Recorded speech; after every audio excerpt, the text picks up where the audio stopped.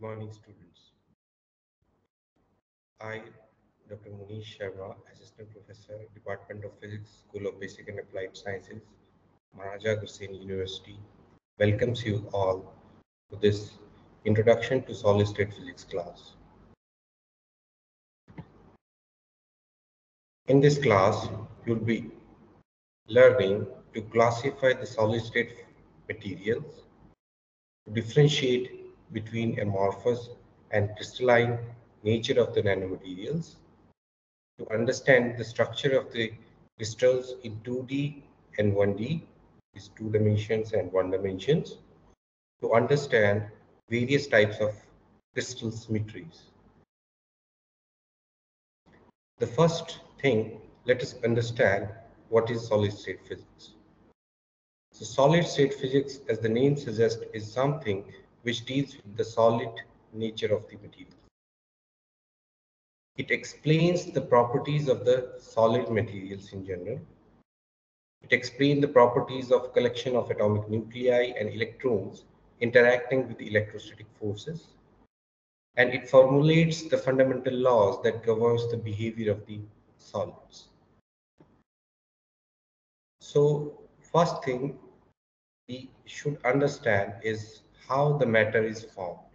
Matter is not all solid. It is dispersed into various phases, which we categorize into the three types. One is gaseous, another is liquids and liquid crystals, and third one is solids. So we are going to deal with this third part, which is a solid phase of the materials or the matter.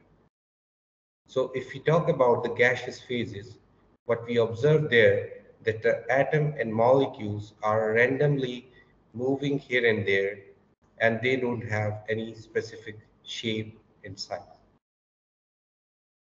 In liquid and liquid crystals, we find that the dipole moments are oriented in a specific direction, or they get oriented when electric field is applied to them. But in solids, what we have the definite shape, size, and dimension of the materials in the three different directions. So when we classify the solids, we categorize them into the three different types: the crystalline materials or the crystalline solids, polycrystalline solids, and amorphous, which are basically non-crystalline in nature. The crystalline materials are basically fundamentally a single crystal. So let us understand what is it. If I give an example to the particles, which is basically uh, atoms in which the materials atoms are arranged in a specific order. You can see here these balls are arranged in a well-definite order along the two different directions in a definite order, and they are making a particular kind of shape. So particles are arranged in a definite order. An example is the table salt, which we eat in general. So in atom and molecules, in some of the solid materials are arranged in a well-definite order in all the three dimensions, and so they forms a single crystalline solid. And single crystals are basically, as I said, they're periodic across the whole volume. So if you see here in this picture, it is periodically one atom is sequenced again another, and then if you translate it into the second direction, you'll find a similar order.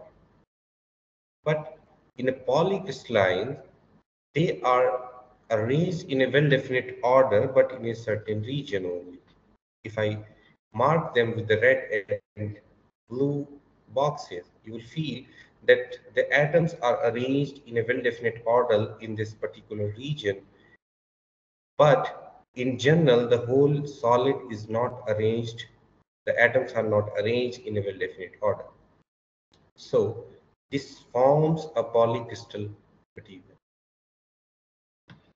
And the third one is amorphous solids, where the atoms and molecules are not in a definite order, and they forms an amorphous kind of uh, solids, and which are non-periodic in general in nature. So to get a deeper understanding of the polycrystalline solids, the polycrystalline materials are made up of an aggregate of many small single crystals. So you can see it's an aggregation of the one single crystal unit in the local regime, and if we are arranging into the different uh, many small single crystals, they form a polycrystalline materials. And the polycrystalline materials have high degree of order over many atomic or molecular dimensions. Grains, which are basically the domains, these are basically the grain boundaries where this separates one crystal system or the crystal structure to the another one in a polycrystalline material. So grain domains are separated by the grain boundaries, and the atomic order can vary from one domain to the next one. So because the size of the local crystal is basically changing. So grain size typically ranges between 100 nanometers to 100 microns in diameter. Polycrystals with grain less than 10 nanometer in diameter are nanocrystalline in nature. And this is a typical picture showing the grain boundaries. So here you have uh, one kind of crystal or periodic array of atoms, and here you have another periodic array of atoms, and both are separated by a boundary called the grain boundaries, and they forms basically differently oriented crystals are separated by these grain boundaries. So another one is amorphous solids. So amorphous or non-crystalline solids are made up of randomly oriented atoms, ions, or molecules that do not form definite pattern or the lattice structures. Amorphous materials have order only within a few atomic or molecular dimensions. Amorphous materials do not have any long-range order, but they have varying degree of short-range orders. So basically, you have small units which forms the different degree of short orders. Examples to the amorphous material include amorphous silicon, plastic, and glasses. Amorphous silicon can be used in solar cell and thin films transistors. How to study the geometric structure of these solids? These are typical properties, but how to study them? So crystallography. Crystallography deals with the geometric description of these crystals or these solids and their interatomic arrangement, how they are arranged in a definite pattern. So to study that, we have the crystallography technique. It is important to know the symmetry of the crystal because it has a profound influence on its properties. Structures should be classified into different types according to the symmetry they possess. Energy band can be calculated from known structures. So let us understand what is crystallography. Crystallography is basically uh, based on the X-ray diffraction technique. Modern crystallography is basically used to understand the geometric structure of the crystal lattices. So if we if we define the two planes with the two lines here with the red dots at atomic positions, and here is an incident beam which is basically striking to the different planes of the solids, and they are reflecting back making an angle theta with the lattice planes. So you'll find that the scattered beam is basically having the different wavelength. The lambda is basically changing. So the crystallographic axes are basically the lines drawn parallel to the lines of intersection of any three faces of the unit cell and which do not lie in the same plane. This is similar to the coordinate or the x, y, and z axis in the three dimension. And every axis or the crystallographic axis makes an angle with each other, which has gets basically categorized at alpha, beta, and gamma in the crystallographic uh, in the crystallography. So, for example, here is alpha angle between the two crystal axes, and this is beta angle between the two crystal axes, and so on. And primitives are basically the length of the unit cell along the three different directions. And this crystallography is basically uh, deals with the calculation of the lattice spacing d for the known wavelength lambda using the n lambda equal to 2d sine theta law. So what is a crystal lattice first?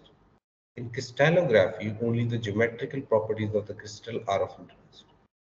Therefore, one replaces each atom by the geometrical points located at the equilibrium positions, because whole crystal is made up of a lattice which forms a geometrical shape, and the atoms and molecules which forms uh, the whole crystal structure is basically arranged in that crystal lattice.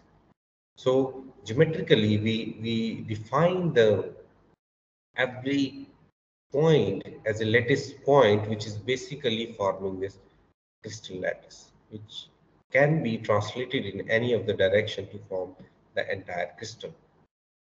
Any infinite array of points in space is basically a crystal, forms a crystal lattice. Each point has identical surrounding. This is a property to it. If it is a periodic lattice, then each point has identical surrounding, and array are arranged in a periodic manner. So what is crystal structure? So now we know the atom and molecules which can be arranged in a well-defined shape or in a order to form a shape, but where they are arranged either inside the lattice. So crystal structure is different than the lattice and the basis. So crystals are repeating unit in space, and the crystal structure can be obtained by attaching atoms, group of atoms, or molecules, which are called motifs here, to lattice sides of the lattice points. So this is basically the motif or the basis, or the atoms or molecules, which are group of atoms which are arranged in a pattern, specific pattern inside the lattice, and these are the geometric array of points which is forming a lattice. This is this entirely both of them makes the crystal structure. There are several ways to describe the lattice. The most fundamental description is known as the Davis lattice. It's understandable. The choice of the basis. So Davis lattice is this basically array of points, and you have a specific basis and which is forming a crystal structure. So again, you have some basis which is forming a crystal structure. Again, there's a basis. So we can have the different bases which is forming the crystal structure. So the whole structure, the lattice remains the same. It's a square kind of a lattice. So lattice remain the same, but the atomic arrangement is different in the three examples because the bases are different. So we have the choices of the bases inside the crystal. So if we talk about the two-dimensional lattices, the smallest component of the crystal group of atoms and or molecule which when stacked together with the pure translation repetition produces the whole crystal. The two dimension means your atomic arrangements and the lattice are arranged in a periodic manner in the x-axis or y-axis or along the two periodic axes only. The rectangular 2D lattice unit is the rectangle whose sides are vector A and vector B. So this forms a single unit of the two-dimensional crystal. So if we translate it into the two different directions periodically, so we will find that there is a formation of a two-dimensional crystal. So in this manner, a 2D lattice can be formed by repeating a single unit into to the two different along the two different directions. The unit cell is the smallest area which produces this whole coverage. So what now the question comes, what is unit cell and what is primitive cell? So a unit cell is the smallest group of atoms which has the overall symmetry of the crystal and form from which the entire lattice can be built up by repetition in the three dimensions. While the primitive cell is the smallest possible unit cell of a lattice having lattice point at each of its 8 vertices only. A primitive cell is the smallest possible unit cell of a lattice. Geometry difference. The unit cell has parallelepiped geometry. The two-dimensional primitive cell has parallelogram geometry, whereas the three-dimensional primitive cell has the parallelepiped geometry. Shape. The unit cell is the three-dimensional structure, and the primitive cell can be two-dimensional or three-dimensional. So these are the fundamental differences which a unit cell and primitive cell have. The primitive cell versus non-primitive cell can be understood with this picture easily. If you see here, all the fundamental units are associated with the single lattice point, and lattice points are present at the edges of the unit cell only, the primitive one. So you have the lattice point here, you have the lattice point, and similarly for the different shapes, you have only lattice point at the corners or at the edges only. So this forms a primitive kind of a cell or P cell. But in the non-primitive cell, what you have the lattice points at the edges of the shape, this lattice. But along with that, you have an additional points in between the lattice. So this is not a primitive cell. The unit cell with more than one lattice points are non-primitive, and the lattice points are present in the unit cell and at the edges. So Wigner seeds cell, how to form it? There is a special type of primitive cell, which is basically Wigner seed cell, and the formation of this Wigner seed cell have the two steps to understand it. The first one is to draw lines to connect the given lattice point to all the nearby lattices. So you draw the red lines. So suppose this is a lattice point. So what is its nearby lattice? So nearby lattices are joined with the line. Now take the midpoints. So let's say the midpoint of this is this point, and then draw perpendicular to this line joining of these two lattice points and draw perpendicular. In this way, do it with the second one, do it with the third one, and so on. In this way, you will having a shape or the area enclosed for the two-dimensional lattices and a volume enclosed for the three-dimensional lattices. And this smallest volume enclosed for the three-dimensional Wigner seed cell is known as the Wigner seeds primitive cell. All the space of the crystal may be filled by these primitive cells by translating the unit cell by lattice vectors. There are different types of lattices in the different dimensions in the 2D as well as in the 3D.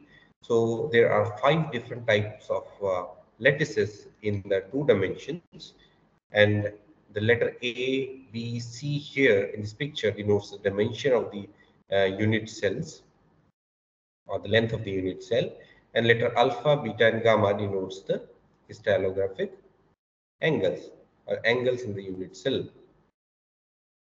So there are 5 types of these lattices: oblique, rectangular, square, hexagonal, and rectangular centered. And oblique structure is made up of a gamma angle where A and B are not equal. And here again, the A and B are not equal, but these angles are 90 degree. And again, the square is made up of having the angle same as compared to the rectangular, but the sides are same. So this forming a square two-dimensional lattice. Here A is equal to B, but the angle is not 90 degree, it's 120 degrees. So they form a hexagonal structure in the two-dimensional plane, and rectangular centered having not the A or B are equal, or nor it is equal to 120 degree. So not the 90 degree. It is forming a rectangular centered structure. So Brevis in 1848 introduced the concept of the space lattice to describe these kind of crystals in two dimensions. And in the three dimension, there are seven crystal systems named as cubic, tetragonal, orthorhombic, rhombohedral, hexagonal, monoclinic, and triclinic. And they are having different properties with respect to the crystallographic axis and the angles, and based on that you can categorize it to the seven crystal systems, and every crystal system has the different Brevis lattices. For example, cubic have three Brevis lattices: simple cubic, body centered, and face centered, which are basically symbolically represented with the P primitive kind, I, and F for the body and face center system. And similarly, you can have the different kind of Brevis lattices. So in short, we have the seven systems and 14 Brevis lattices. So these are typically the three crystal systems uh, where where the triclinic, trigonal, and hexagonal have the single uh, Brevis lattice. And there are two crystal systems which are monoclinic and tetragonal, which are having the two Brevis lattices. So these are two different kind of crystal systems. And one crystal system has the three Brevis lattices, and one crystal system, which is cubic one, has the three Brevis lattices. So now comes to the last portion of this lecture is crystal symmetry, because these are periodic arrangement of error arrangement in all the three dimensions. So they must possess a symmetry. So what is symmetry? Symmetry is basically an object is described by the symmetric with respect to the transformation if the object appears to be a state that is identical to its initial state after the transformation. So the first type of symmetry is rotational axis of symmetry if body remains invariant after rotation through an angle. So here is an example where if you rotate this particular figure or this picture by 90 degree, you will find that there is no difference at all. If you rotate it through 180 degree, there is no difference at all. Again, 270 degree and 360 degree, you'll find that the system remains the same. You are not able to distinguish between the rotated and unrotated systems, which through the rotation by an angle, so we can say that it possesses a rotational symmetry. Invergent center, if every lattice point at any position r, let's say, and there is another lattice point at position minus r, so we say that that two lattice point has an invergent center. So there exists a r position and there exists a minus r position respectively. In such kind of crystals, we have the invergent center and we call it to the invergent symmetry. Reflection symmetry. It's a beautiful example from a butterfly which have a great reflection symmetry of its wings.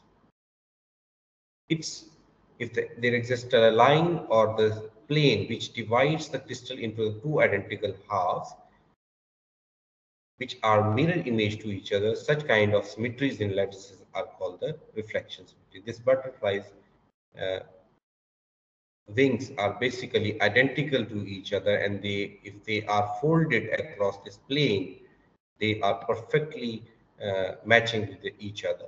So this kind of symmetry present in the lattices are called the reflection symmetry. So let's summarize. So in this lecture, you learned about the classification of the solids, which which are basically the crystalline and amorphous kind. Crystalline is basically the well-defined ordered crystals, and amorphous are not having the well-ordered systems. How you learn about how points periodically arrange themselves in space, giving rise to a formation of the point lattice. When points in the unit cell are repeated by motifs, which is defined as an atom or group of atoms, they give rise to what we call as the crystal structures. Further, these 7 crystal systems can be divided into the 14 wave lattices consisting of primitive as well as non-primitive cells. And the existence of each system is defined by the symmetry considerations other than the translation, which consist of rotational, mirror, and inversion symmetries. Here are some useful books which you can go through for the further reading. The Solid State Physics by Charles Kittle. Uh, and another book is Solid State Physics by Ashcroft and Mermin. And third book is by Walter A. Harrison. These three books are very good books or useful books to get a deeper insight to the content of this lecture. So thank you. Good day.